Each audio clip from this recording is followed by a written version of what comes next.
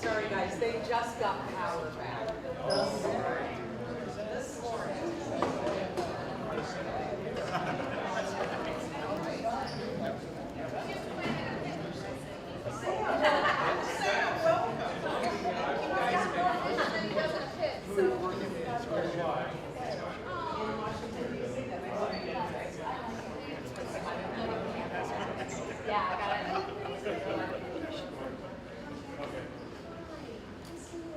Hello, Mark. How you doing? I know. I'm Mark. I'm Chase.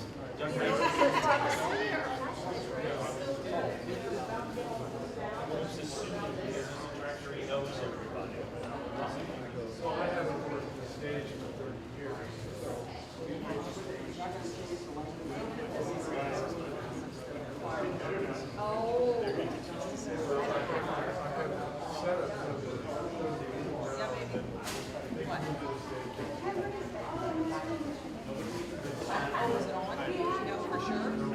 Well, they said they were going to turn it on. God only knows if they did or not. So I hope so. Those were from yesterday.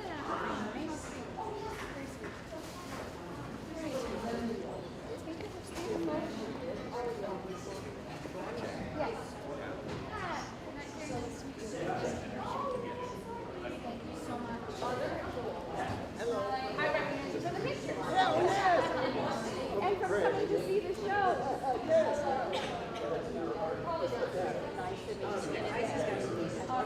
Thank you. And Jen's going to speak, correct? Right.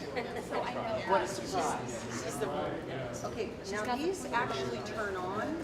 Yeah. But I don't. So, Wonderful. Let's do more. Yeah, can you, they're on, Are like, they see, over they're the every table? other table. Could you turn those on? Thank you. And my stepson is going to read something that he sent by someone else. And I'm not So there'll be a welcome, and you know what, let me get Jen so I can tell you exactly. Okay. once there is I just need you when you have a second. Yeah, Kathy.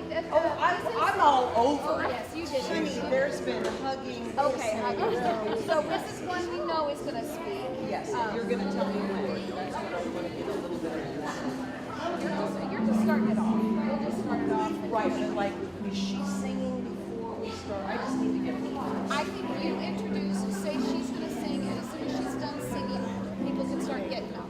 And so that can be Vanessa first, it can be you first, it can be Sam first, whoever, and we can let them kind of be like, okay, I'm taking charge, here we go. And it can be any of the three of them to start it. You know what, you may have to come up with a That's fine, that's fine. That's fine. Just Pat. That's Like,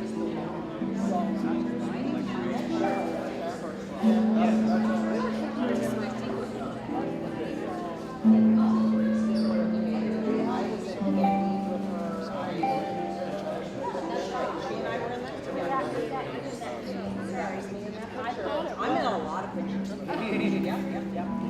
Oh yeah, we did a million shows. she did. Oh, okay.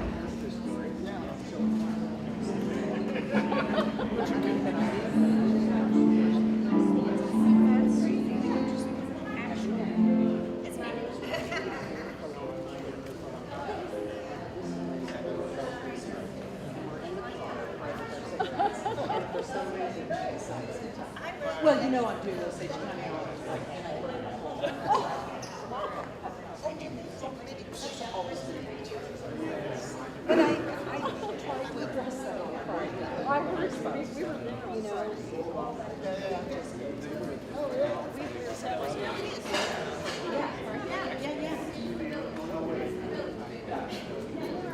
saw your brother, we didn't chat. You were there.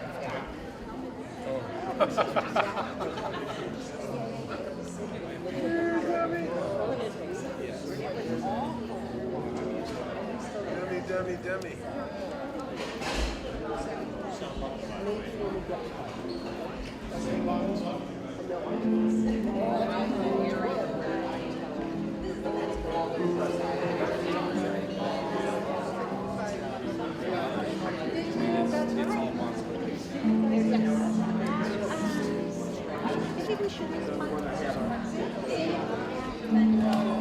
All right, I'm gonna keep moving here. Make sure I got Pat. Okay, so I will tell you this, Pat. I know you are. I would offer to.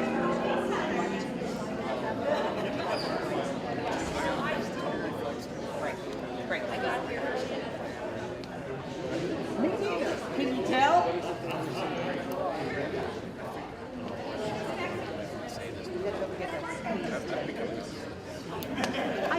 How are you, stranger? You say it's your birthday. I know, I got a stop. Is it really? Thank you so much. Is it really your birthday? It really is. One of those days, we do things, don't we? Hi, you. Hi. How are you? Your cheeks so warm. Got it laid out. We got it done. I just have to get her done. So we're every one of the I know. I've been up under lights. That's all about her. You know. So yeah, she would like all of it. We got more fans if we need them. And then these beautiful flowers. Baby? It's lovely to see you, and I'm so glad that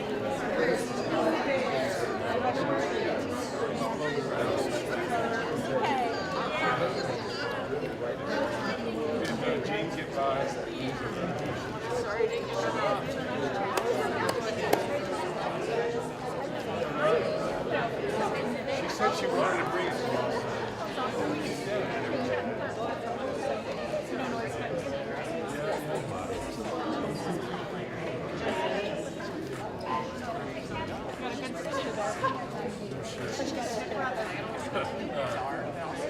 Do you know the story about how she saved my life? Darling, is there was this the I was having a flashback yesterday. I have a picture of her. You don't think it's enough light? It is not enough light for event people. I mean, they complain all the time for events. yeah. Once we start a program, no, we can't. How about when we start the Once we start the program, we can go to this, and people are seated and focused. But getting in and getting a place and stuff, it's got to be Okay, let's turn them on. Now, for now. What time is Scott?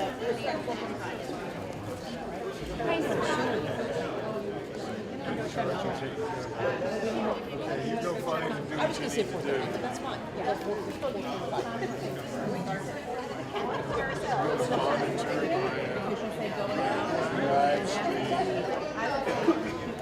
Don't ever die.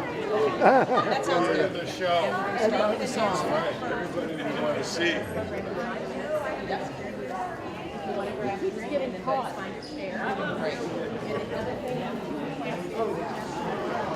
Where are the restrooms, by the way?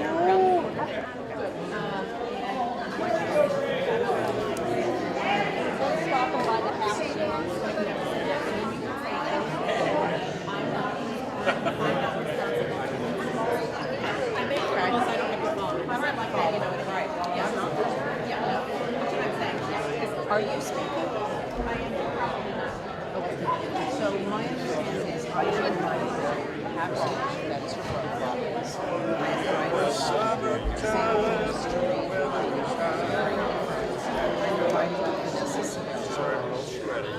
Is there anybody else? I don't think so. I can go and check for sure. And then Dougie's at the end of the Okay. All right. How about this? Is there a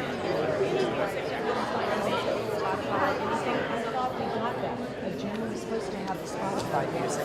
Do we have Spotify music from the? Boom. But where are we putting it? By microphone? We'll get it going. Hi, baby. I don't think Jeremy's here yet. You're gonna go probably. I've got like 3 invited speakers, and then I really want you to be the last speaker. So even Doug, her husband, will probably speak before you. Is that okay? So I've got the darling little Tess Sollers is going to open it, right, and play with Peggy's going to play the harp. Is that something? Yeah. Now, that beautiful email you sent to me, what was the show that you did for Cheryl? I was in a Christmas Carol with her. See, and so is Tess. Yeah. And that means the world to me that you're here. Just the world. I have a little something for you. My husband has it. Just don't leave until you, okay? And would you like to go and see what it feels like to stand up at the microphone? And because this is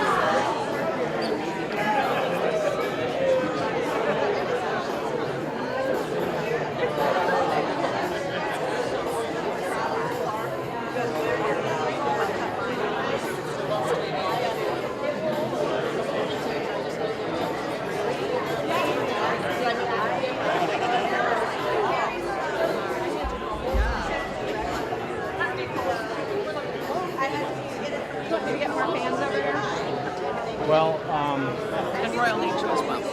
so the question is outlets and placement. I've got 3 out right now. So I don't, I'm trying to think of where else. And Martin, we unplugged that 3-way cable, and we're just plugged right into that outlet. So we eliminated that. We can put it back in. And that would mean we'd have 2 more outlets on this side near the TV. Right. Well, yeah, that would be great. Yeah, if you could. Yep. Yeah, give me that 3-way back. Happy birthday, Sid. I'll do later when I'm not sweating. Flowers.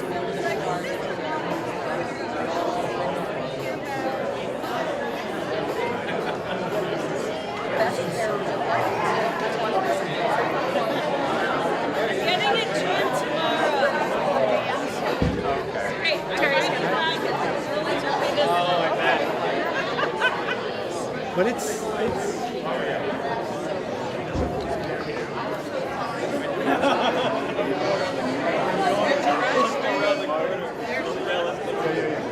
because they're going to be vamping.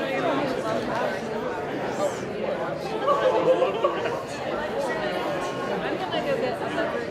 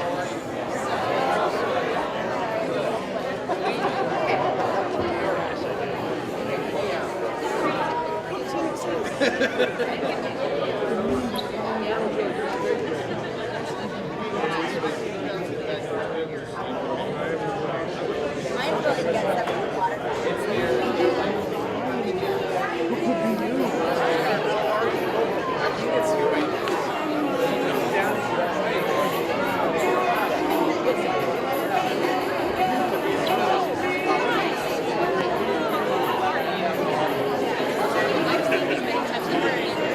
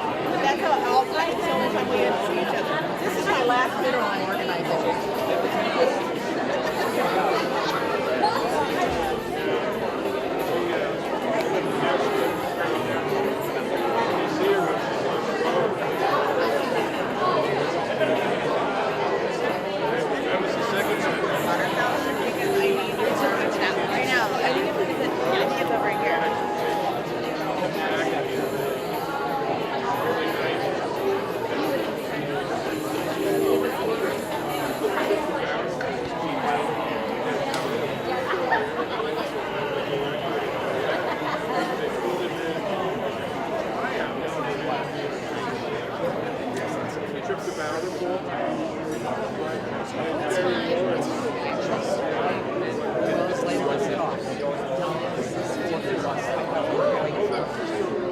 thinks people need that much time to get here. I mean, it has to be done at 6 o'clock. It has to be done at 6 o'clock.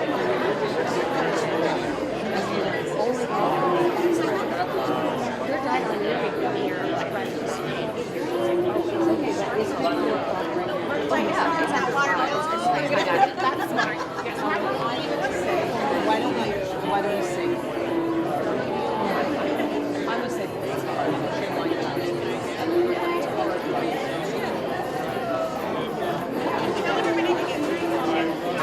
I will.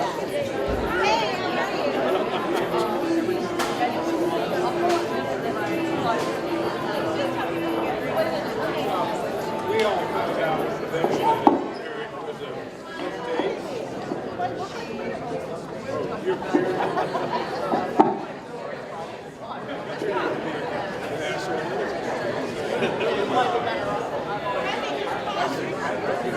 No, it's fine. Welcome. I just wanted to ask everyone to go ahead and get food and drink and start thinking of getting seated, but we don't want you to not have time to give hugs. But just giving you a go ahead, there's plenty of food and drink.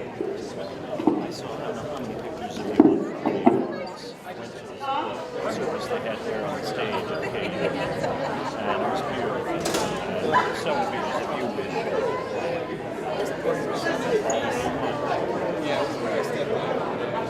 several beers if you wish. Hi. Mine is an amazing woman. Thank you. Well, thank you.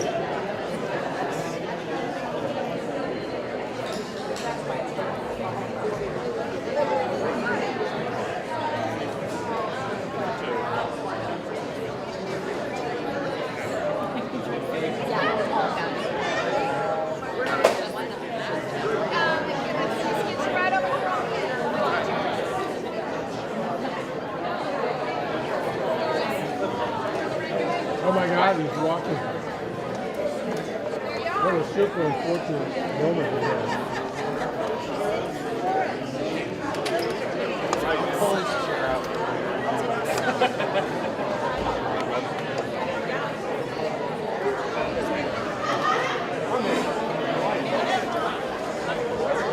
Daniel. Mark! All right.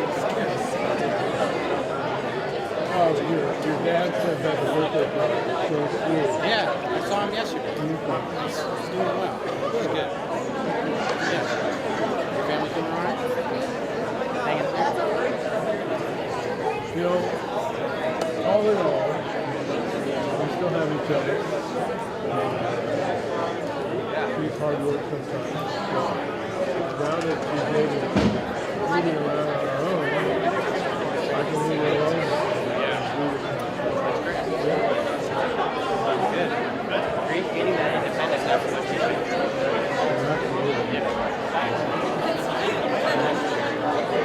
Bad week last year. Touch and go for a while, just because they really don't know what happened. The biggest problem with this life is the fact that I'm right. Left side of the face is still not hasn't come back. And then she gets some pain and it comes. So I took a tram and it really kicked me back in the field. I couldn't figure out what was going on.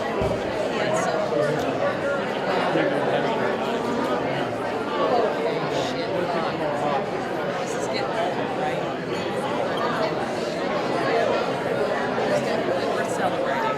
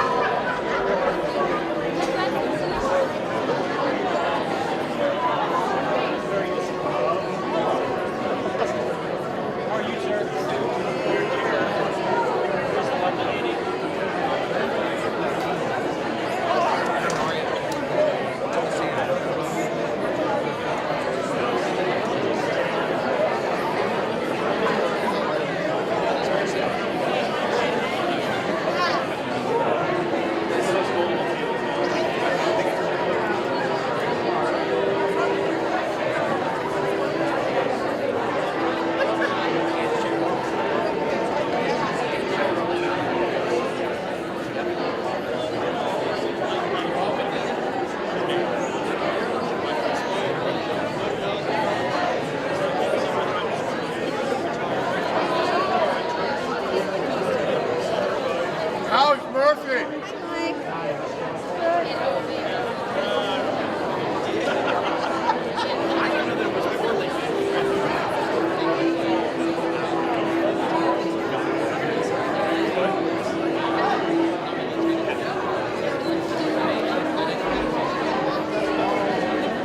I startled. I didn't.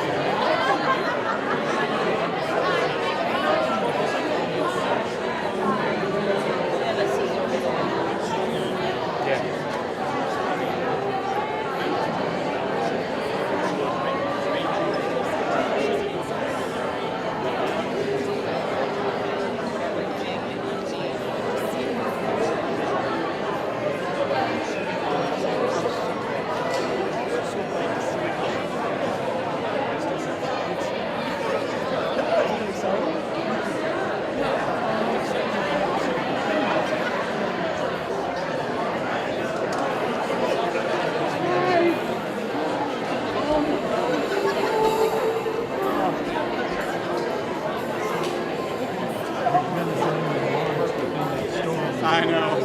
I know. I said that was Cheryl.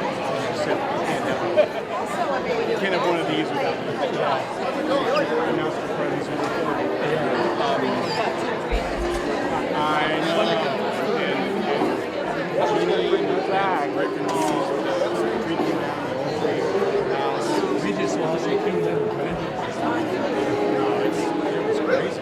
You know, I'm operating. It's weird because I was just, and they do, and his son was walking around and just sitting staring. So how he didn't like insanity. About 6 months ago, saving money for our house. They've been there. Kyle, talk to me through Atlanta. It's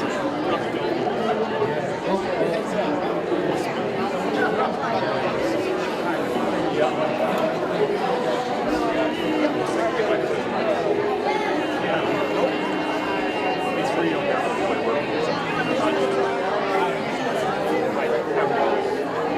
How are you? And that was the question was like,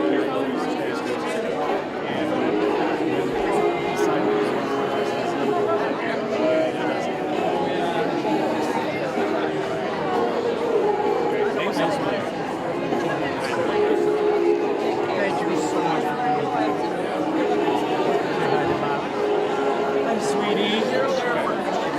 I thought I would see you on Friday since we were in your backyard. Were you out of town? Tell me about it. We had to pull off the road. We barely got there. And then all 23rd Street was black. Thank heavens campus had power. It was a beautiful, and of course pictures of you. And it was a beautiful, beautiful time. And it was wonderful to see all the KU folks. Most of whom I did not know. But to be on that stage with the internet, great sense of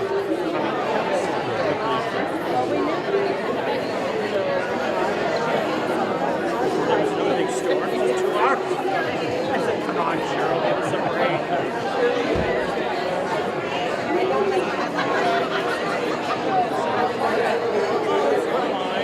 Linda had a great summer down in Arkansas. She was directing down there.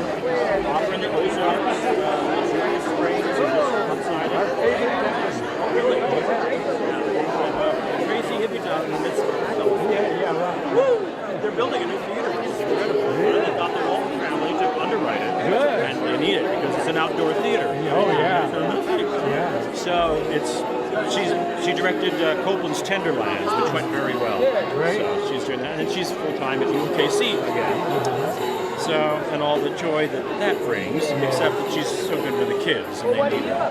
Nothing. I'm just old and white and male, and nobody wants us to be Mikey. That's right. I know. Did you see Tempest? It was really good. Matt was terrific. He was so funny. Stefano and Trinculo. Right. With Hollis. Isn't Hollis marvelous too? Who did Caliban? Oh no, Jacques. Yeah. Of course. Right. Yeah, channeling Gollum. That's all right. It worked just fine. Very good. Yeah. But I see your son every once in a while. Hey, buddy. Good to see you. It's always good to be seen. Oh, I know. Isn't it? As opposed to the alternative. Even at a memorial service, we're glad to be here. Yeah. I just happened to find out about Cheryl. I went into the KCU email, which I don't do very often because I haven't been used to it. But I went in yesterday, I think it was, and Vince's email was in there about this. I knew Cheryl was ill, but I didn't know what was wrong. oh yes. Well, apparently, because the last time I talked to Kathy Barnett about 2 or 3 months ago, she told me that Cheryl was in remission. Well, She may have been for a while. but it wasn't pancreatic. Yes, I know. That's one of the worst.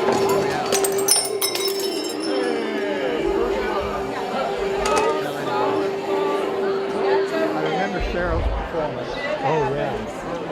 Specifically in Trip to Bountiful. Yeah. Reps. Wonderful. We still have the bottle of Coca-Cola that, her character was always carrying around a bottle of Coca-Cola. And we still have one that was passed out at the party after the show. Michael was in there. Barely. No, you were there, so. She was good, and that was not a role that people. It was a tough role. It was. Not a sympathetic role at all. Doesn't he look handsome? I don't even know him, and I just tell people. I just randomly tell men this, it's good for the morale. Let's go see. Do you want to see Dick and let's do that, Richard?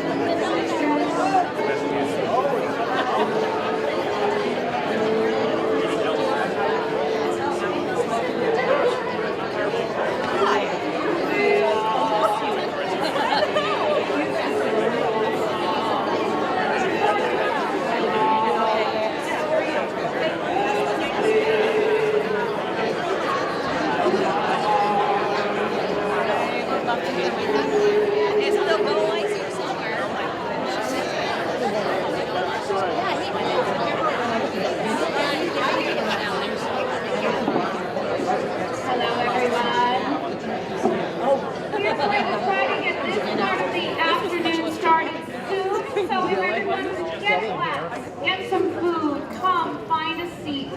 About 10 minutes. We'd like to have a chance to greet all of you, have a couple of stories. So stock up on your food and drinks and your hugs.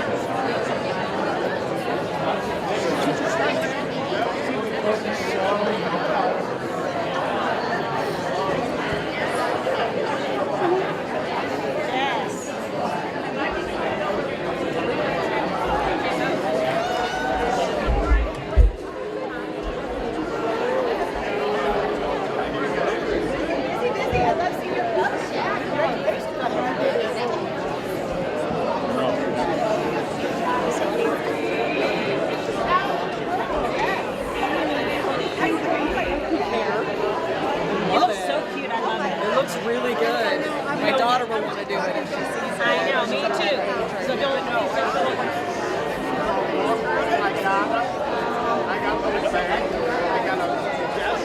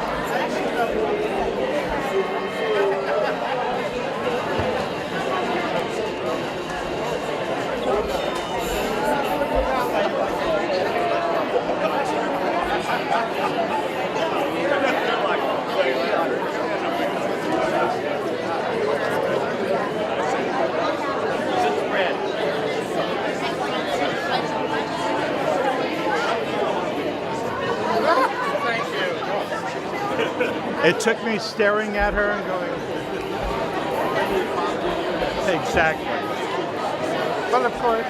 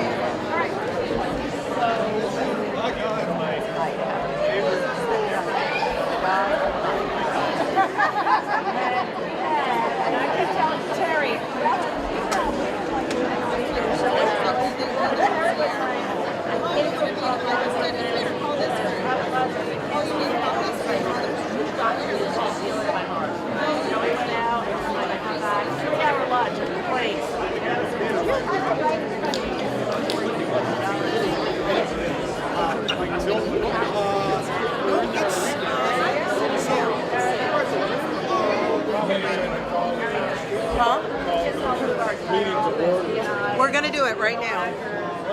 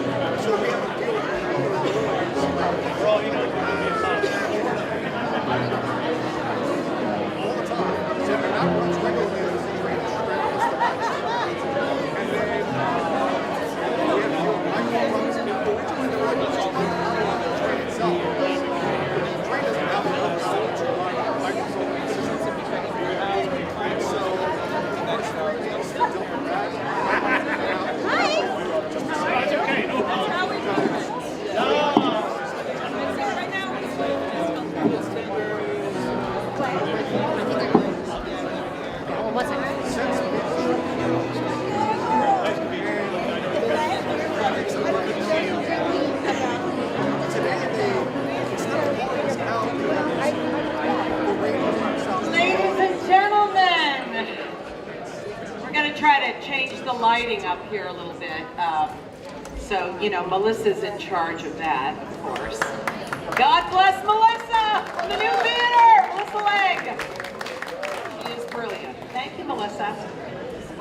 If you haven't gotten a drink or a little bite to eat, please feel free to do that. I'm really just here first off to welcome everyone for coming today to Cheryl's Celebration of Life.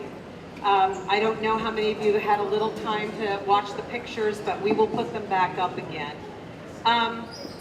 When we started planning this, you know, I asked Doug if there was anything that was important to him, and there were just 2 songs that he asked for, and it was very important to me to find the right 2 people for these songs, really 4 people. The first song that we'll open our program with today is Someone to Watch Over Me.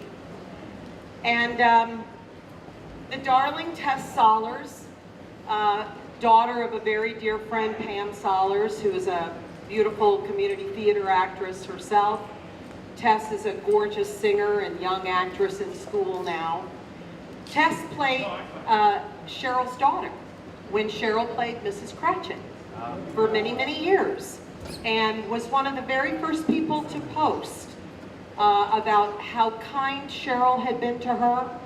And sometimes, you know, you do Christmas Carol and you're the kid and those crazy actors don't ever talk to you. She said Cheryl Weaver would always give me a hug and say hello. And when I asked her to do this, she said without a question. And she will be accompanied today by the beautiful Peggy Friesen, who again, I asked Peggy, you've been in Christmas Carol for many, many years and performed alongside of Cheryl. Do you think it's possible to do a harp accompaniment of Someone to Watch Over Me? And she said, I'll work on it, Kathy, I'll make it work. So ladies and gentlemen, Peggy and Tess, Someone to Watch Over Me.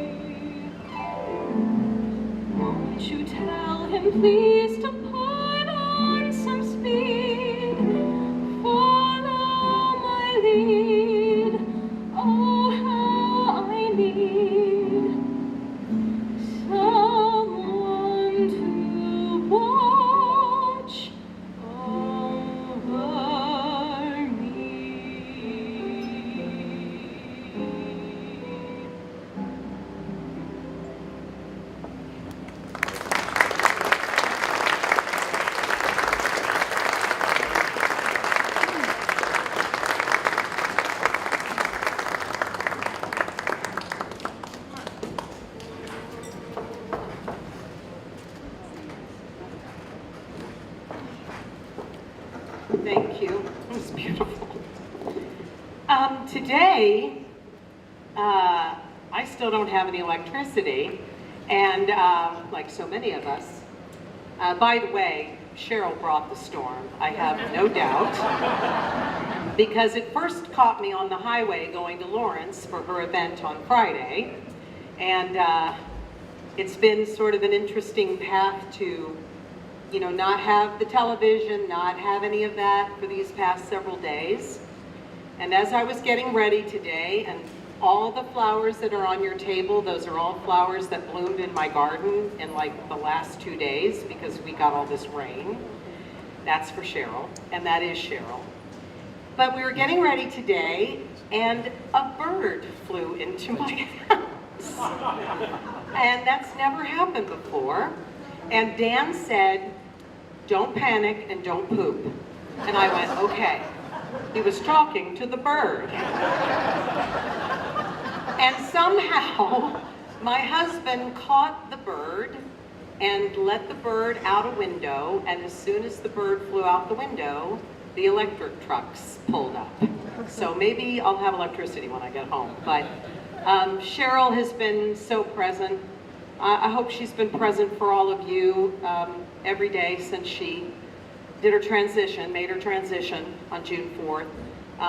I've had a cardinal trying to make a nest in a rose bush for weeks now, and I'm like, not the best choice, Cheryl. I hope Doug tells the story about the butterfly, but you know, she would never ever leave our presence. You know, there are people that will get up here, I know, and speak about her as the actress that, because she is an actress, an extraordinary actress, and that's how many of us remember her. But I just want to keep emphasizing that she was my friend. And in the last 2.5 years, when she was diagnosed, I met the most extraordinary human being, full of grace and magic and an ability to pull through something and teach me so much. She mostly taught me about beauty. You know, she was so hard on herself, but she never was at the end. And I want you, there's very young people in this room, please remember how beautiful you are and take it with you every day. You don't need anybody to tell you. You don't need social media. You don't need that. You need the grace that comes with just knowing it. And of all the people, Cheryl Weaver taught me that. And I'm gonna miss her. So ladies and gentlemen, we're gonna bring up a couple of speakers, people who have said they would like to speak, and then we will open it up later for people if they'd like to come up. First, I'd like to invite a very dear friend, also my birthday twin, who has done many, many shows with Cheryl and knows Cheryl's heart. Ladies and gentlemen, Vanessa Severo.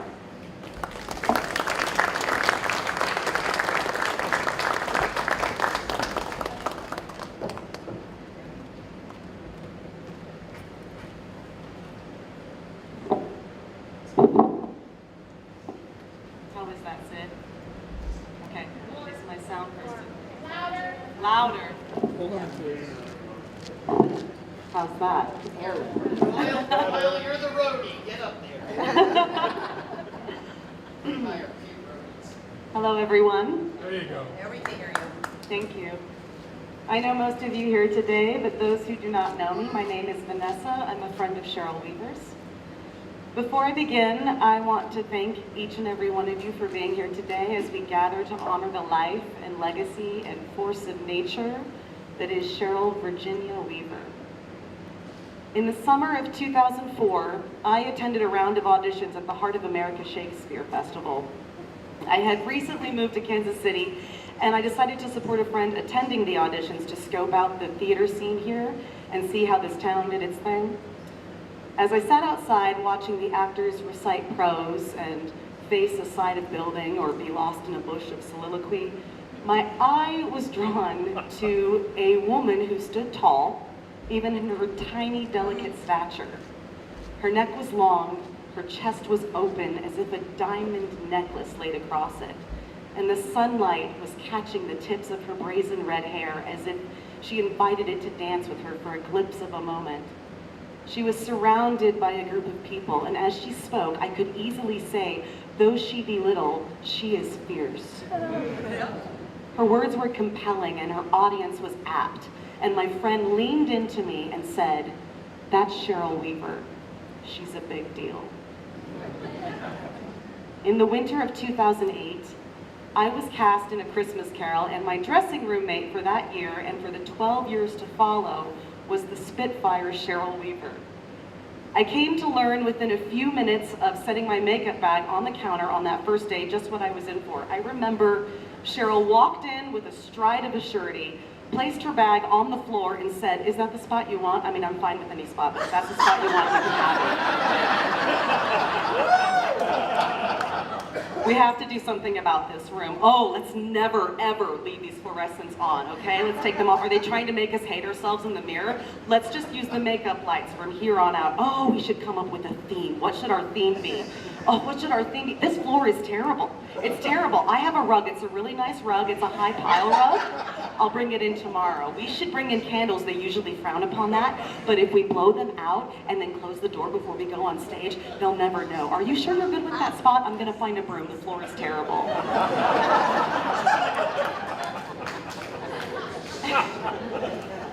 I soon came to find out that Cheryl Weaver didn't just decorate a dressing room. Cheryl Weaver made the sad, tired dressing rooms of KC Rep into something you only see in Real Simple magazine or in a window display at Anthropology. And yes, we had a theme every year. The themes ranged from the coven, a witch-inspired look featuring a wood twig chandelier in the center of the room's ceiling, spray painted gold by Cheryl during tech on the loading dock,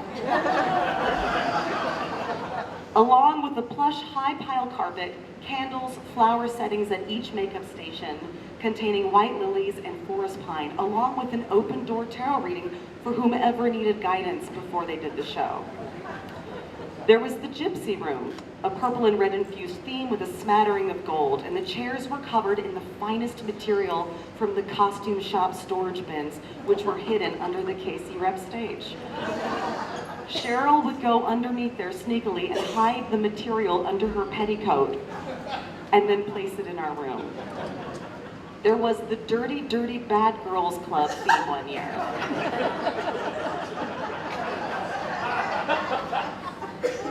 I will leave out the details on that one. I will say we did get reported that year and had a talking to. Cheryl Weaver got me. The 10 show weeks of Christmas Carol can leave anyone a bit slap happy, and Cheryl was the first to oblige me. In 2013, one wintry Sunday on a 2-show day, Cheryl and I decided to go shoe shopping at the plaza. Cheryl landed on a sensible boot, and I a pair of 6-inch heels. As we dressed for the top of the show, Cheryl donned on her charwoman costume, which is consisting of a shitty pink brown cloth dress, along with a hat that literally has a piece of wig attached to the front of it that looks like someone sewn in when Gary Neal Johnson first inhabited the role of Scrooge, so you do the math. Cheryl Weaver put on her costume for the 10th time that week and still looked absolutely gorgeous. And because I simply just can't do the play 10 times in 6 days, before she walked on stage, I pointed to the 6-inch heels and I said, "I dare you." Cheryl didn't miss a beat. She put them on and walked out on stage. And on that Sunday performance of Christmas Carol in 2013, over 500 people got to see Cheryl Weaver as Charwoman, a character in rags with a blacked out tooth and a Cockney accent, wielding a knife and wearing the best looking 6-inch heels in London town.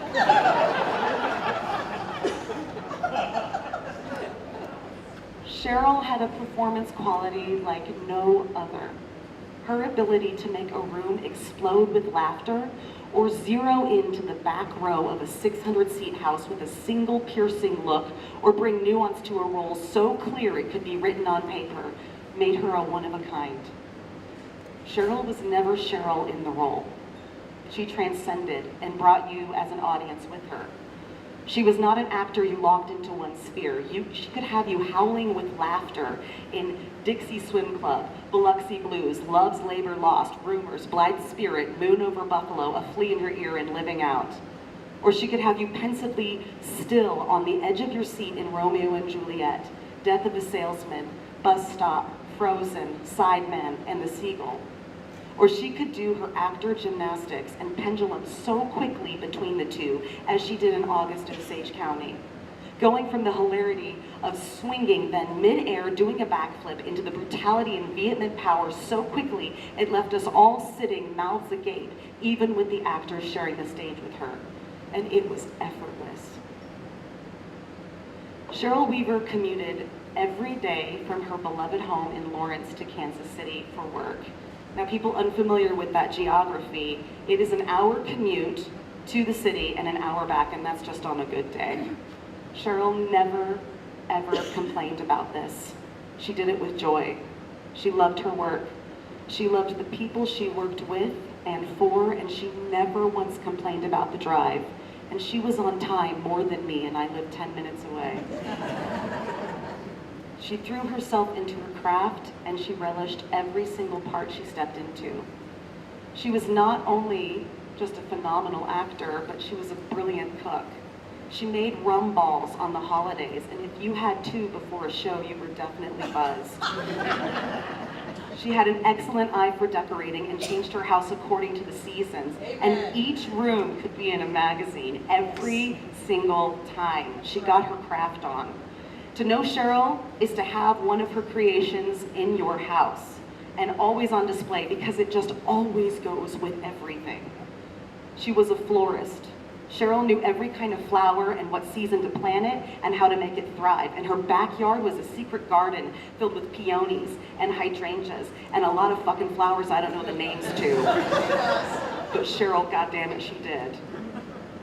It was her zen place that was only disrupted by an occasional rabbit, which had her howling like a banshee. To be Cheryl's friend was to be a friend for life. When Cheryl attended my shows, she not only cheered for me, she put on a parade. She supported you in a way that showed that she was prouder of you than you knew how to be for yourself. She showed up, she stood up, she made you feel important. She had an amount of energy that most 20-year-olds do not possess. She had a pair of legs that made you believe that with enough Pilates and yoga, you too could have those gams. Alas, it came naturally to her. She could drink a glass of tawny port like it was water and curse like a sailor when the Jayhawks were losing. But one of the most biggest and precious accomplishments of Cheryl's life was that of being a wife and mother. The love Cheryl held for her amazing husband, Doug, was inspiring. On countless occasions, if she received a photo or a text from Doug while we were getting ready for the show, Cheryl would stop everything, hold the phone up to my face and say, "Isn't he handsome? He's just so cute." Cheryl and Doug loved each other with a passion and dedication so deep it sometimes made you want to ask them to get a room. They not only loved each other, they liked each other. They were each other's best friends, and it showed in every action, every play, every encounter. She was also extremely proud of her son Ian and was thrilled to bring into the family his wife Marla. When I was 8 months pregnant with my daughter, Cheryl shared a story with me that has stayed in my heart to this day. She said, "The first night in the hospital after you have the baby, don't let the nurses take it. They will try to take your baby and tell you to sleep, but after the first night, after I had Ian, I hit that buzzer and I said, 'I'll have my baby back, thank you very much.'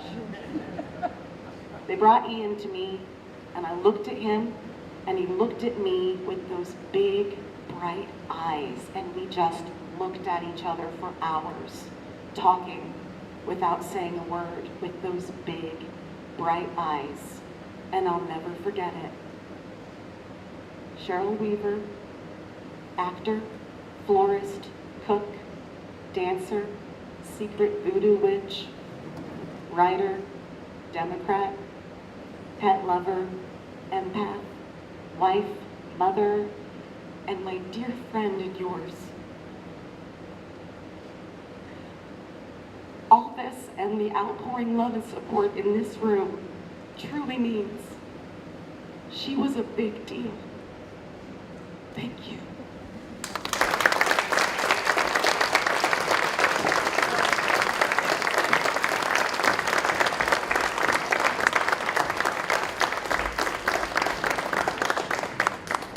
Thank you, Vanessa. That was amazing.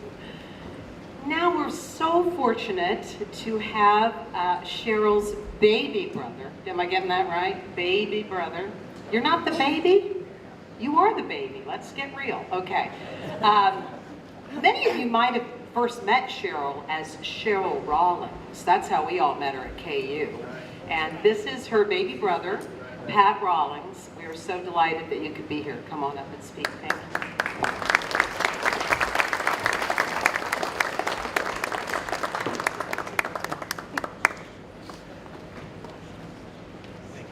Yes, I am the baby, I suppose, because I'm the youngest. Well, hold that up, sweetheart, so we can hear it. Yeah, yeah. You're big and tall, see? Yeah, Vanessa. Is that better? Yes. Okay. Cheryl's younger brother, my older brother, is over there, and I'm a little bit taller than he is. I think I accomplished that about, junior, senior in high school. So I told him at that point, you can no longer call me your little brother. I'm your younger brother now, not your little. But appreciate what you said, Kathy, earlier about, I'm sure most of you here, if not all of you, either know Cheryl Weaver, the actor, or know of her. What I would like to introduce you to, my big sister, Sherry. And I'll try to get through this. We called her Sherry when she grew up. Everybody called her Sherry, and Mike and I both still call her Sherry. She didn't like that, of course. So I tried really hard when I was around her to call her Cheryl, but I always referred to her as Sherry. In fact, when I was a kid, I don't know if you guys remember the song, Sherry, Sherry, I'm not a performer. But I thought they wrote that song about my sister. That's who that was for, right? Right. Well, I'm not a performer, so I'm not going to try to attempt to sing the whole song. So. But I have become known at work as the dad joke guy, infamously, I think. And I checked with Kathy earlier about this one. So, but you know, people always tell me that I'm always hearing actors and actresses say, "Hey, break a leg." You know, they're going to a rehearsal, they want to get a part. "Hey, break a leg, break a leg." And I always wondered, what? That's a strange thing. What does that actually mean? And finally, someone at work told me it's because they always want to be in a cast.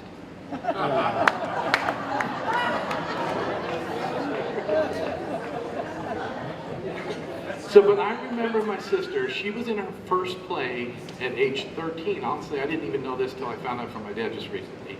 But she performed in that play, and she loved it so much that she went home that day and told both my parents, "I want to be an actress." And that was her drive and her ambition from age 13 on. I remember her when she was in high school.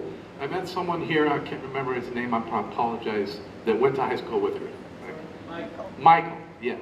Were you did you act with her? Yes. Were you in The Music Man? I have no voice to sing. Okay, I can't sing it. But that was one of the first plays I really remember going to see out at Shawnee Mission Park. And the thing I loved about going to my sister's plays, well, a couple of things, there's several things actually, but one of the things I remember is when it was over, my mom and I, it was usually just my mom and I attending it, we wouldn't leave. Everybody else is, you know, the audience is trailing out, but we're not leaving. And I knew why. I mean, because we were going to, you know, go see Sherry afterwards.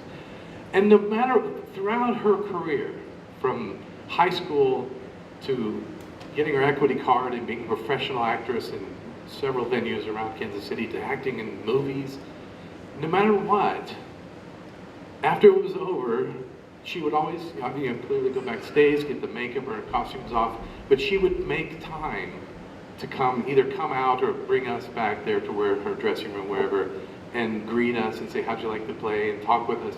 That was her. That was Sherry. She could have the biggest after party afterwards. This is the last performance, whatever, and all the friends are waiting for her. "Come on, Sherry." "No, but no, I got to meet my mom and my brother."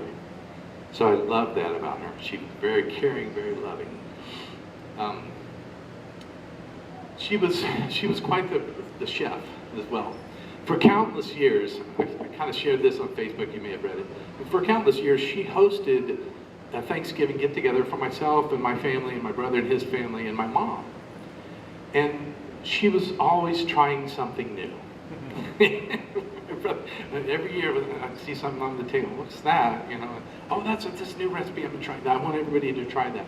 So I wanted to actually kind of share with you a couple of memories I had of when I was quite younger. Sherry was, I think maybe high school, college age.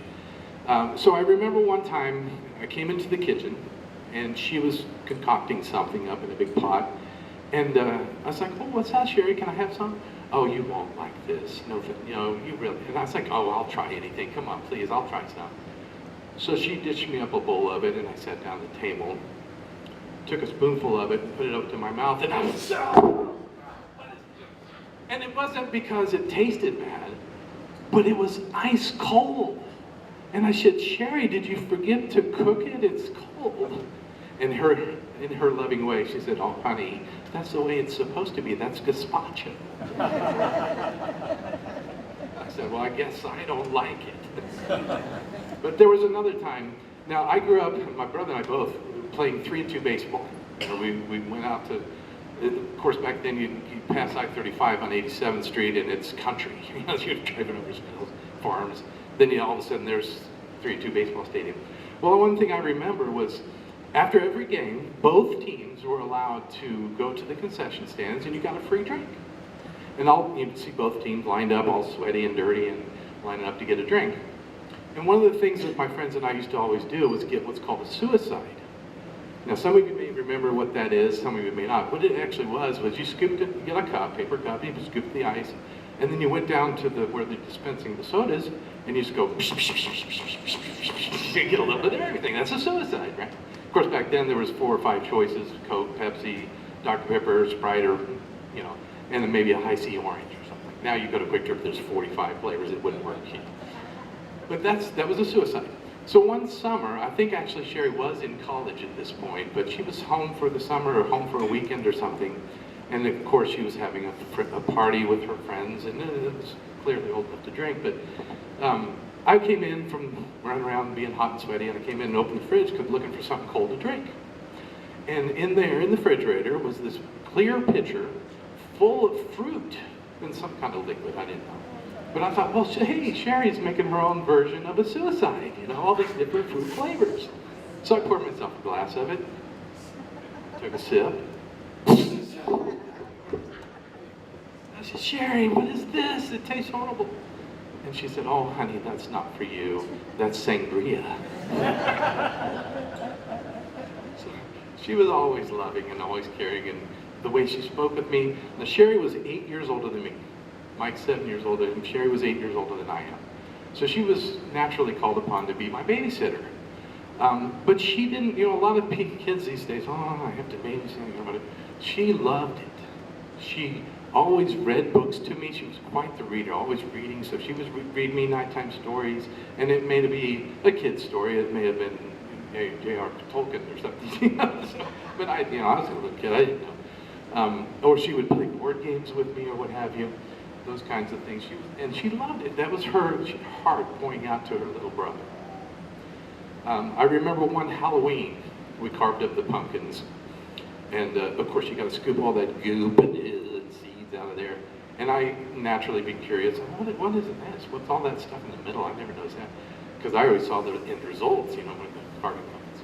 And she said, well, that's how you get more pumpkins. You plant those in the ground. Those are the seeds. You plant those, and next year you'll have more pumpkins. So I didn't think much of it at that point, but this was obviously clearly fall, you know, Halloween time. Well, next spring, Sherry said, Pat, come here with me. So we went out in the backyard, and she pulled out of her pocket this envelope. She said, I saved those seeds from that pumpkin. I want to show you how we're going to plant it, and it'll grow. We planted that in our garden. Our garden was maybe 8 to 10 feet long and 4 feet wide. That thing took over. We didn't have much else besides pumpkin that year, but I tell you, we had 4 to 5 huge pumpkins. And I couldn't find it. I looked all over the place trying to find it. There was a picture of her, skinny as heck, real tall, standing up there, and me kneeling down next to all these pumpkins. But that was her heart. She wanted to teach me about life and renewal and how to get more things from the seeds that were there. And lastly, I'd like to share with you how selfless Sherry was. She shared about it a little bit as well. I was looking through most of the stuff that I have, trying to find pictures of her. And if you knew my mom at all, some of you probably knew my mom, she was kind of a whore. She saved everything. I actually found an envelope that had every note from the doctor of me when she took me to the doctor from age birth to through 2 or 3 years old. But in that, for some reason, I found this little piece of paper. And I actually took a picture of it so I didn't lose it. It was a letter that Sherry had written to Santa Claus on my behalf. Yeah. I was born in November, and it was my first Christmas. So I'd like to share with you that letter that she wrote. If I can get my phone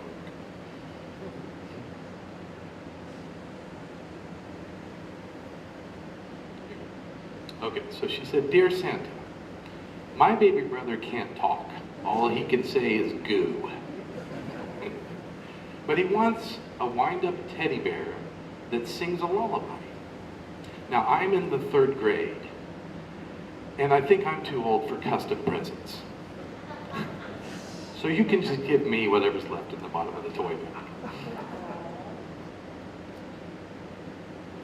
Thank you. Love, Sherry and Pat." So that's who Sherry was. She cared more about me getting a toy than even getting what she wanted for Christmas. And I realized after meeting everyone that she knows as an adult that that's who she was. She maintained that selflessness all the way through. Thank you, Kathy.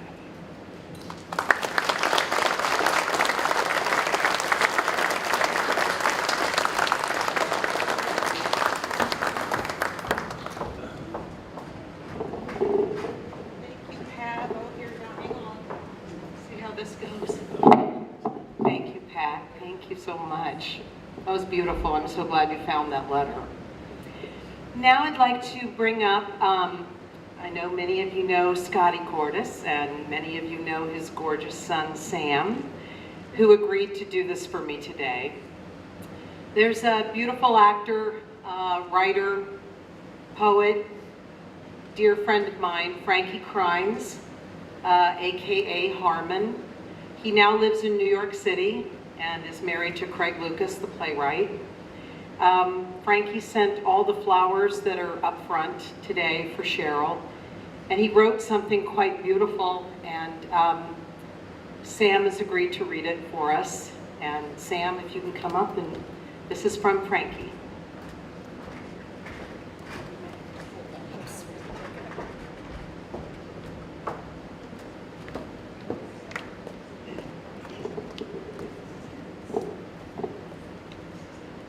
For my friend Cheryl. Cheryl has been touching my heart for almost 25 years, from the moment I met her in the lobby of the American Heartland Theater. And though Cheryl and I never shared a stage together, we did share a Kathy.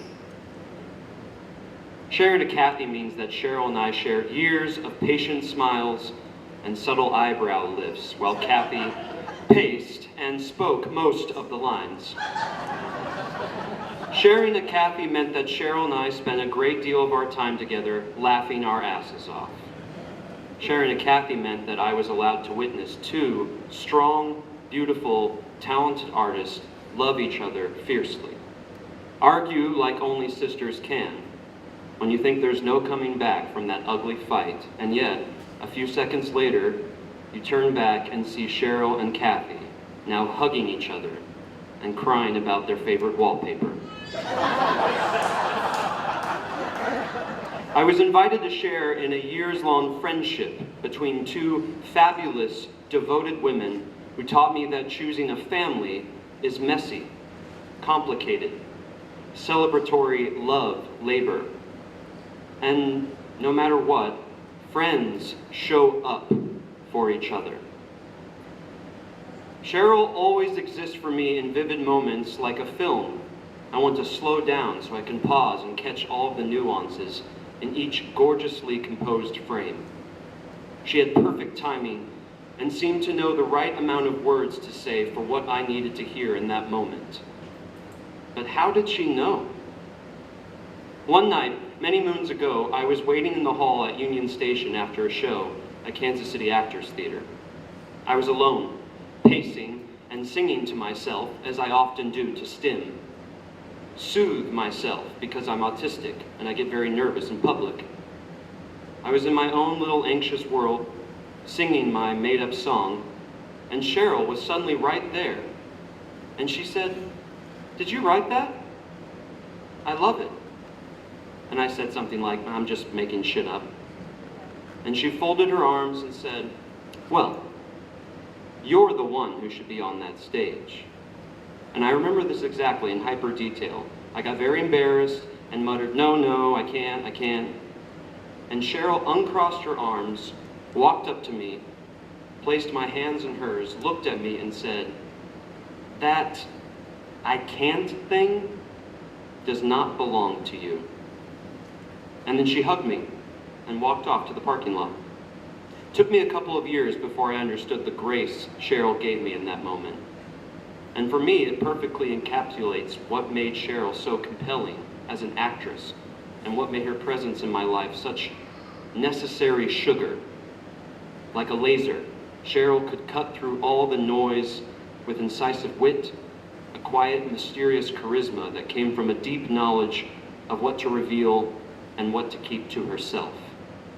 How did Cheryl know what I needed in that moment, and in so many moments like that over the years? Moments of grace I know she has given all of us. She knew because she had an intuitive heart. She paid attention, which is just another way of saying that Cheryl cared. She gave a damn. That is the best gift you can give anyone. Your time. Cheryl was a painter. She painted for herself, and she never tried to tell me what to paint. What she gave me, what she still gives us all, is the paintbrush and the encouragement to join her in adding our own brushstrokes to this magical art and creating community. Because of Cheryl, I can. Thank you.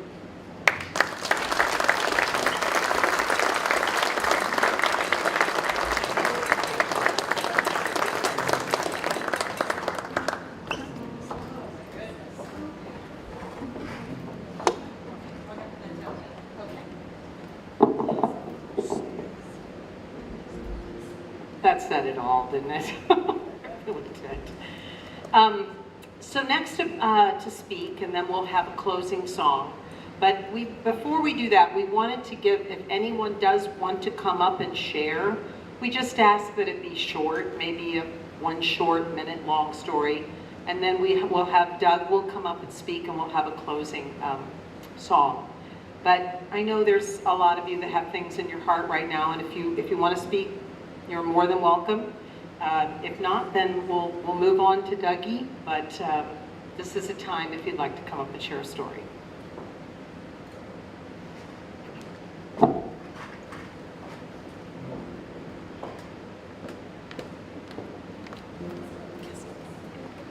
It's Jen. Jenny's going. Jen.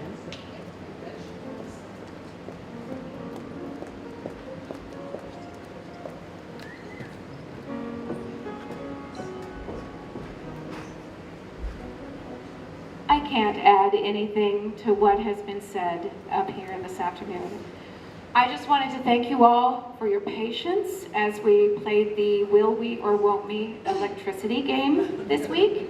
And I wanted to thank everyone who contributed to this afternoon. But really, it was Cheryl I have to thank, because every person I asked, can you please help us? their first answer was, "Oh my God, yes." Cheryl was the first person I met when I got into town. She was so welcoming to me. Cheryl was the one who always made me feel like I belonged in the cast. Cheryl was the one person who seemed like they really wanted to invite me into her circle. So thank you, Cheryl, for bringing all of these people together. And thank you, Cheryl, for listening to your body and having that moment to go and see what was going on, because you gave us the gift of 2 more years with you. And they may have been hard years. I know they were not easy, emotionally, physically, financially, mentally, but they were 2 more years we had with her, and I am so grateful for them. So that is all I have to share. Thank you all so much. Doug, and then Sam and Jeremy.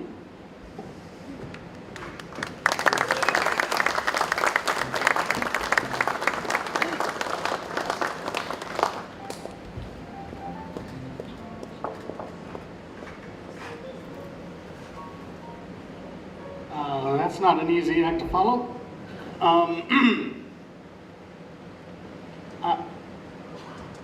I look out and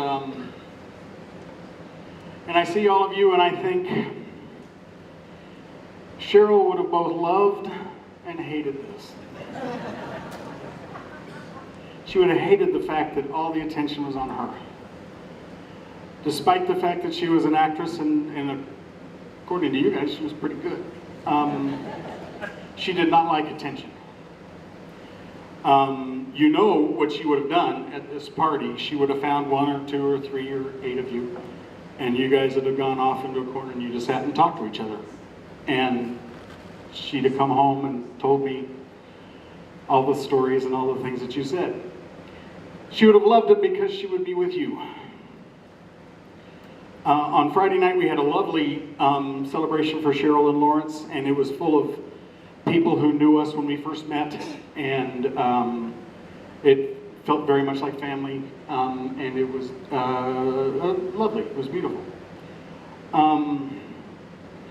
Here today, Cheryl's family, most of her family is here, and I need to thank you for raising a woman who enriched my life for 45 years. So thank you very much for that.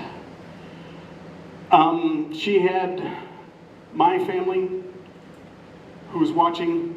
Many of them could not be here, who are watching on the stream. Her sister, my sister Amy, my brother Matt, and my father. But you were her family. And each and every one of you I knew before I ever met you, because Cheryl would tell me about you. And I know you all know what a great storyteller she was, and that the great joy of my life was to have Cheryl talk to me and read to me. We would take trips and we didn't listen to the radio. Cheryl would read to me. Sometimes from a book, sometimes from her phone, the next news item. She was a little bit of a political junkie. Really, Doug? I'm shocked. But you were her family, and that's, so I feel like you were my family.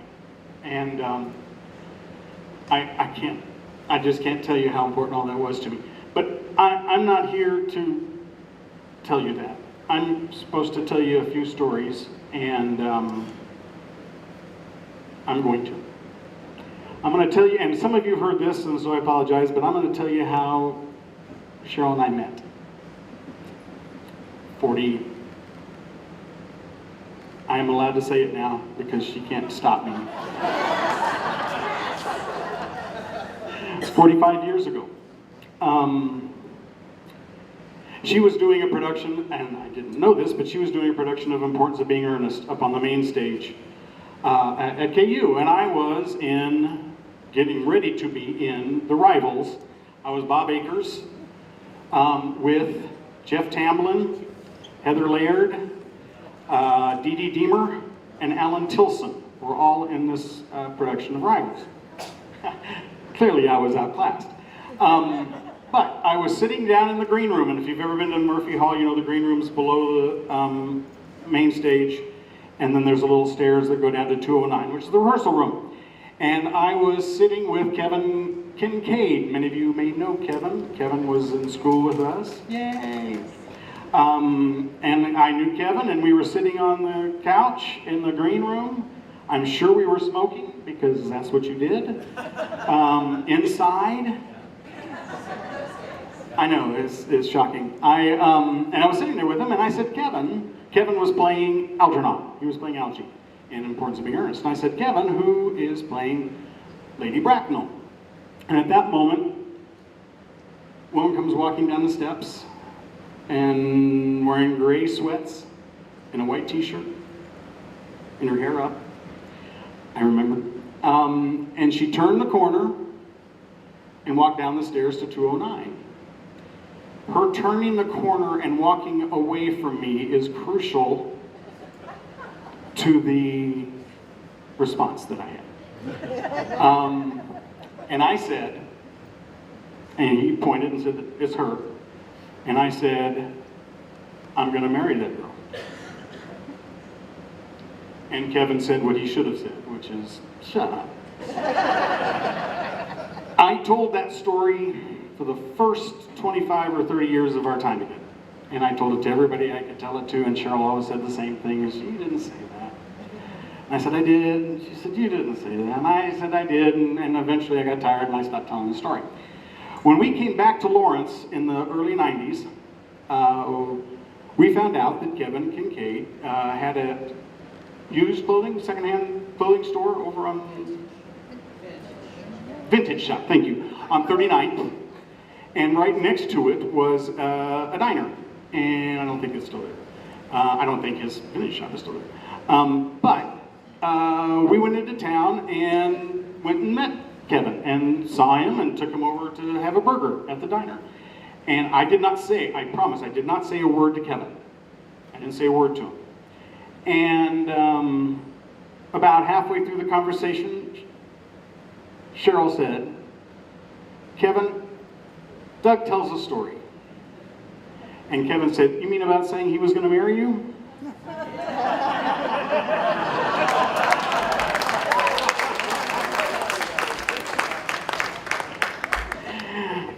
It was really sweet.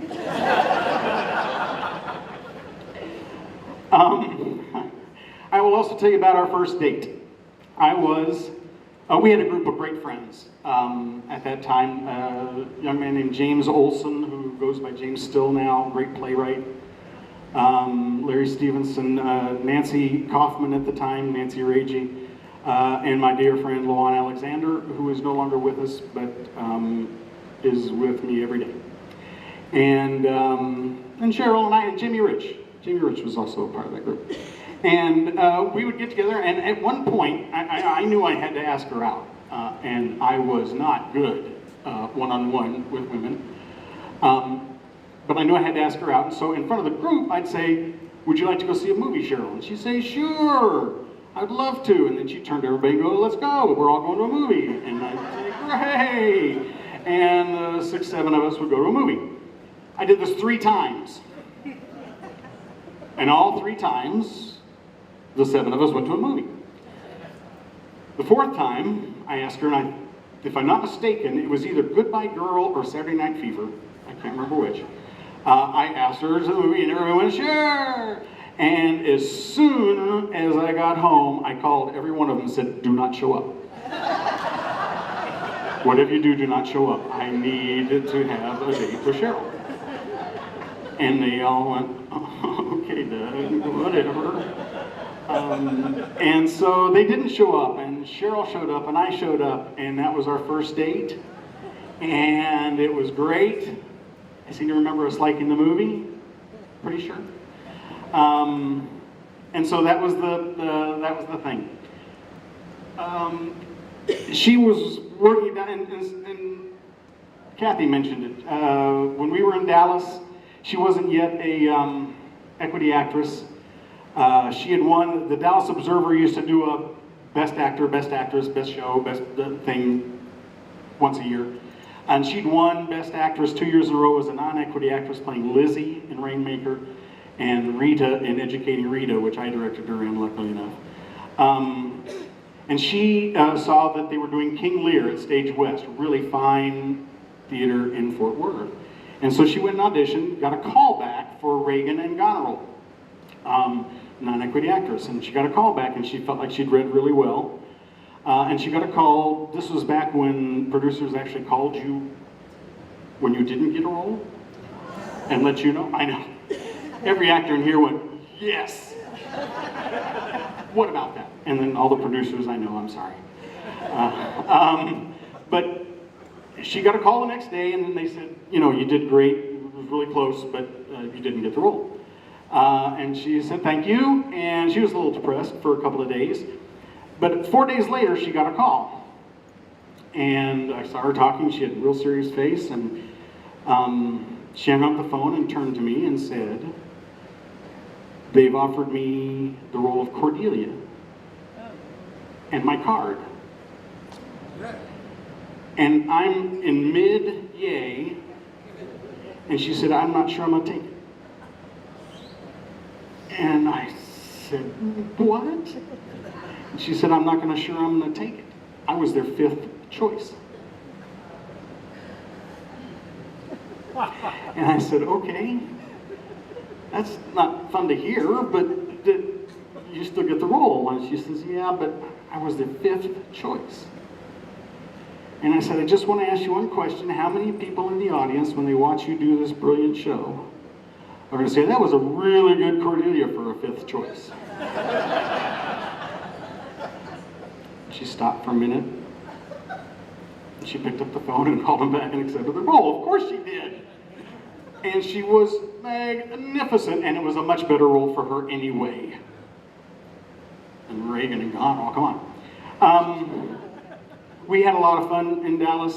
She did wonderful there, got her card, got moving on, and then she was nice enough to follow me up to Michigan for 3 years while I went to grad school. Worked with Jeff Daniels at his theater, The Purple Rose, with a wonderful man named John Seibert. And we got to know 2 wonderful people who are here today. I can't believe they are. Nathan and Lane. I'm so happy to see them.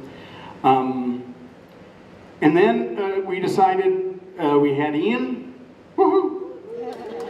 And we decided we wanted to find the right place for Cheryl to get work, for me to go and continue my education and to raise Ian, and we moved back to Lawrence.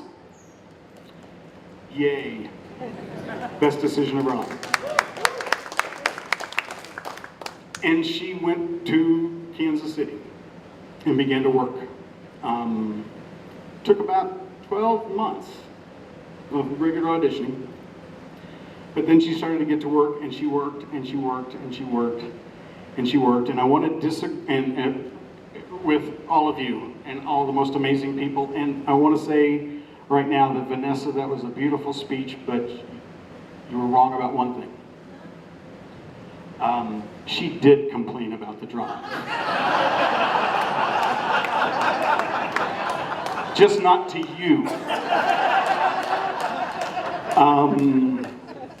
I got the brunt of that one.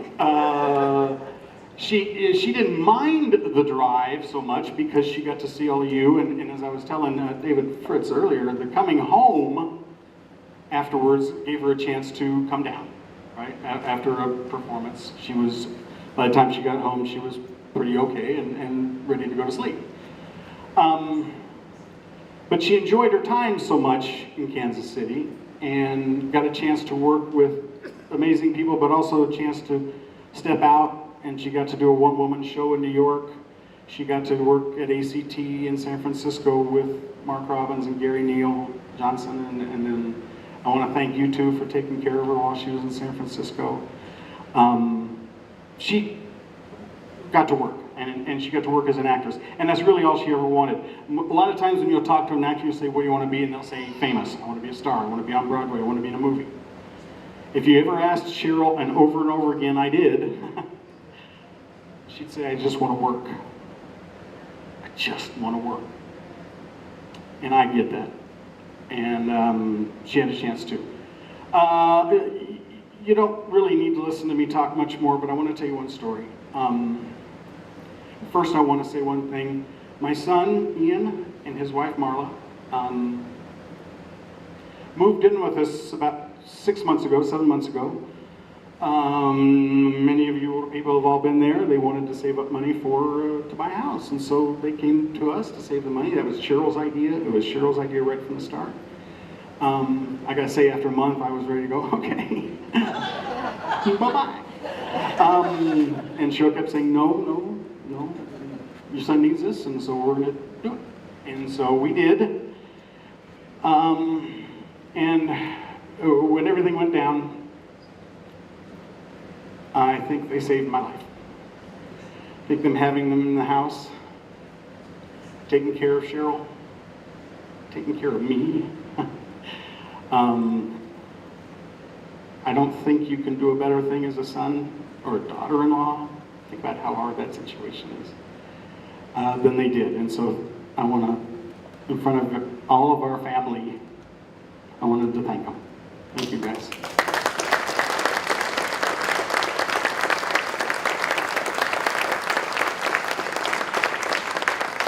All right, real quick, Kathy, I'll tell the butterfly story. About 4 weeks after Cheryl passed, I was on our back porch, and I was sitting there, and a butterfly came and landed on my shoulder. Cheryl had always told me how good luck it is to have a butterfly land on you, and it landed on my shoulder, so I was very quiet and careful, and I looked at it and said, hello, nice to see you, and the butterfly got up, flew up, and then landed on my nose. And I went, okay, good, nice to see you, butterfly, and it's weird, but nice, thank you. And it got up, and it hovered around in front of me for, I'm gonna tell you, 15 seconds. I mean, that doesn't seem like long, but that's a long time to have a butterfly in front of you. And then flew off. And I said, that's Cheryl. I know she's visiting. And then I realized that was Cheryl telling me to stop smoking. I had a cigarette in my hand, and I knew that Cheryl visited me on that one to say, Doug, stop. On the St. Patrick's Day this year, after 2 years of fight with pancreatic cancer, Cheryl had a stroke. And we emergency took her to KU Med. We were up in the ICU. The doctors did incredible work. I will speak no ill of any doctor from now on for the rest of my life. And I will tell you that if you are a nurse or you know a nurse, thank them. They are angels on earth. And hospice nurses are a very special breed. I don't know how you could do that day in and day out, and they do it with a smile, and they do it with grace, and that's just amazing to me. But we were up in ICU for 6 days, and she recovered in 2 days. She recovered her use of her left side of her body. And in another 2 days after that, she was able to speak completely slur-free. We got her home, and she was able to write, but only with a big thing on the end of the pen to make sure that she could grip it. But while we were in ICU, and I could tell she was scared, because of course, she's in the middle of fighting cancer, and all of a sudden she gets a stroke, and it's hard. I mean, I don't think anybody should ever have to deal with that. But on the second day, maybe it was the third day, the speech pathologist came in. And the speech pathologist happened to be a former student of mine at Bishop Seabury Academy. His name is Peter Shin. And Peter had been in an Inherit the Wind that I did at Bishop Seabury as the mayor. And Cheryl had done the costumes for it. And Peter said, Mr. Weaver, it's so glad to see you, but I'm sorry for this reason. And Cheryl said, Peter, I remember you. You were the only one who didn't complain about your costume. So a good foot to start off on, right? And so Peter took her through a series of exercises, and the last one was to repeat 5 words after him. There was words like ball player and things like that. And Cheryl repeated after him, kind of soft. And then she looked at me. And the look in her eye said, I think that's it. I don't think I can do it. And I couldn't let that happen. So I just looked at her and I said, to be or not to be. And in full Cheryl stage voice, and you all know what full Cheryl stage voice is, she did the entire to be or not to be speech, start to finish, without missing a word. I know. And Peter looked at me and said, what the hell was that? I said, that was an actress. Because that's what it was. My wife was an incredible wife. She was a wonderful mother. She was a good gardener. She had a green thumb. She could paint beautifully. Most of the paintings that are up in my house are Cheryl's. She is a good writer. She wrote 2 or 3 articles or more than that for C.J. Janovi over at the Kansas Reflector. She was a political junkie. She was an incredible reader. She was a lover of dogs. Our beloved Frankie and Mickey, who in her last days I asked to come and get Cheryl because she needed to be with them. She was a lot of things. All of them she was really good at.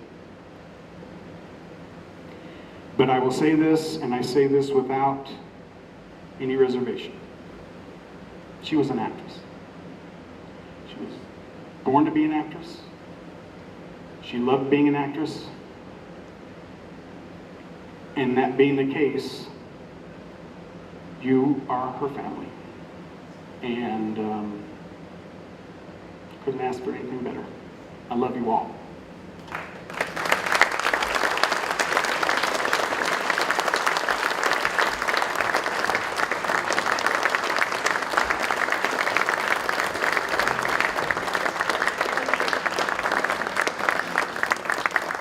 Thank you, Doug. I want to put my props to Marla and Ian as well. You know, the last day that I got to see Cheryl was about a week before she passed. And I was up at their house, and of course I'm sitting there talking nonstop. What a surprise. Like, yeah, as it turns out, I'm going to get to do a show at the new theater in the fall. I didn't think it was going to happen, but it's happening. Blah, blah, blah, blah, blah, blah. And she just sat there and listened. And then every once in a while, Doug would say, Kathy, she needs a drink of water. Right, drink of water. Anyway, Cheryl. Then, okay, there was a lot of that. And then finally Doug said, Kathy, I think we're good. And I was like, oh, did she tell me to shut up? She told me to shut up, right? He goes, nope, just time to go. And I was like, oh, okay, cool. And so we go outside, and I'm hugging Doug, and I'm like, Doug, she looks so beautiful. Everything's so beautiful. I blah, blah, blah, blah, blah. And then the darling Marla had been out in, I'm sorry, Marla, but I'm going to call it, one of the shittiest cars I've ever seen in my life. Pulled up in a really shitty car, the color of a sad turd, and gets out of the car, and she's got the bags from Target, right? And she comes up, she goes, well, I don't have shit in single sheets, I'll tell you right now. I mean, you want a 200, 300 count? It's Target. It's shit. But I'm going to go in and I'm going to put it on her bed. And that's when I lost it, girl. Because you know what? You came into Cheryl's life in an extraordinary moment. And you took such extraordinary care of my friend. And that's when I knew that, you know, it was going to be okay, but it was okay because you were there. And I want to thank you for that moment. So, ladies and gentlemen, one of the second songs that Doug requested is a Billy Joel song called You're My Home. It's off the Piano Man album. And this is Doug and Cheryl's song. Cheryl actually had the words, she had painted the words on a beautiful canvas. They hung in the house, you know, like everything with such care and meaning. And I remember the day I saw it for the first time, I was like, oh, what's that? You know, I don't remember. It's our song, Kathy, and it hung in the house. So when I was trying to find the right people to play this, I had the good fortune to meet Sam Weiss, and Sam was singing in Hot the Musical, and I thought, that is one of the most unique voices I've ever heard. And Sam, you kind of reminded me of Doug a little bit. And I thought, I wonder if he would be interested in singing this. And then of course my beautiful friend Jeremy Watson playing the piano. And Sam said, not only am I interested in singing it, Kathy, I was in shows with Cheryl. I was in Christmas Carol. I'd walk into a room and her face just lit up the room. I'll never forget that. And I was like, you're the person to sing this song. Ladies and gentlemen, Sam and Jeremy performing You're My Home.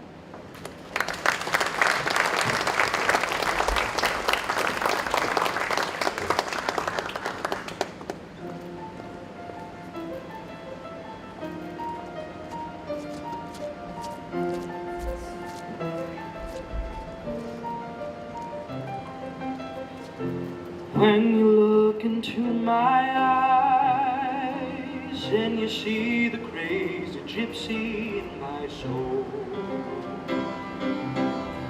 it always comes as a surprise when I feel my withered roots begin to grow. Well, I never had a place that I could call my very own. But that's alright, my love, 'cause you're my home.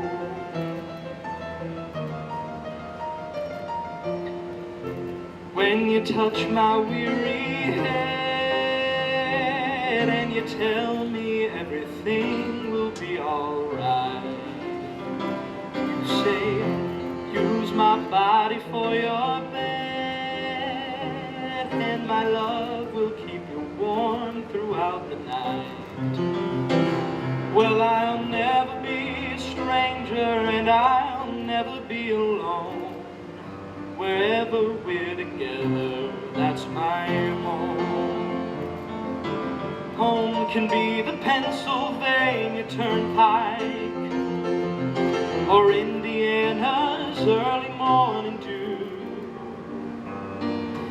High up in the hills of California, home is just another word for you.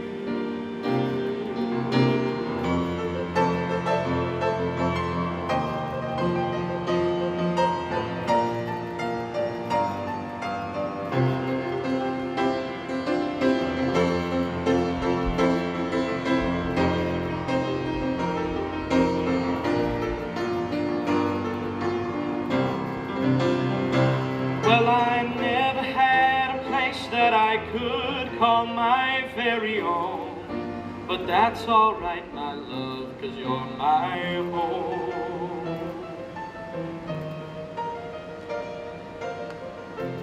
If I travel all my life and I never get to stop and settle down,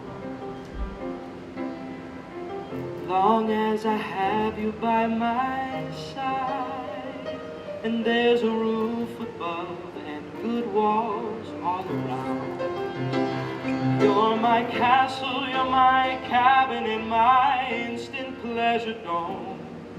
I need you in my house, 'cause you're my home. You're my home.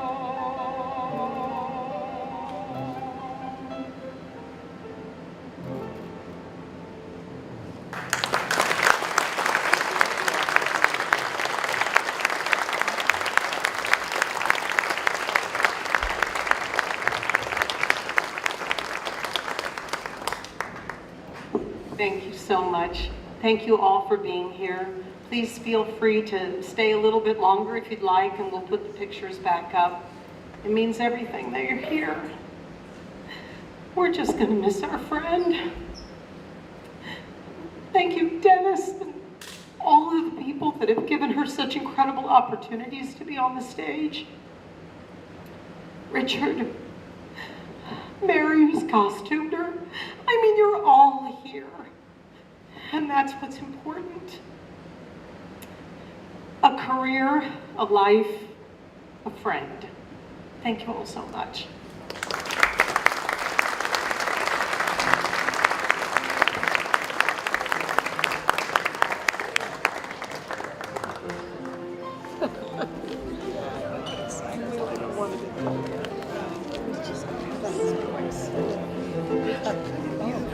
Oh, Sam, honey, you're special. You're so special.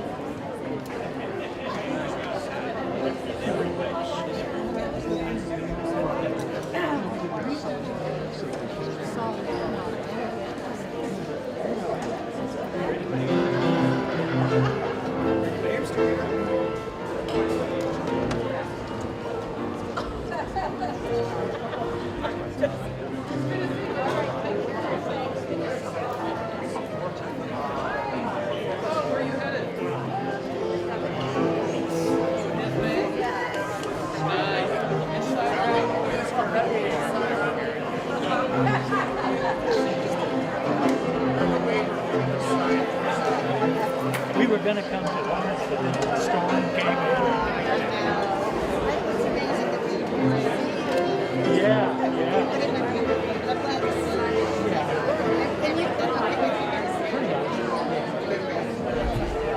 How about you?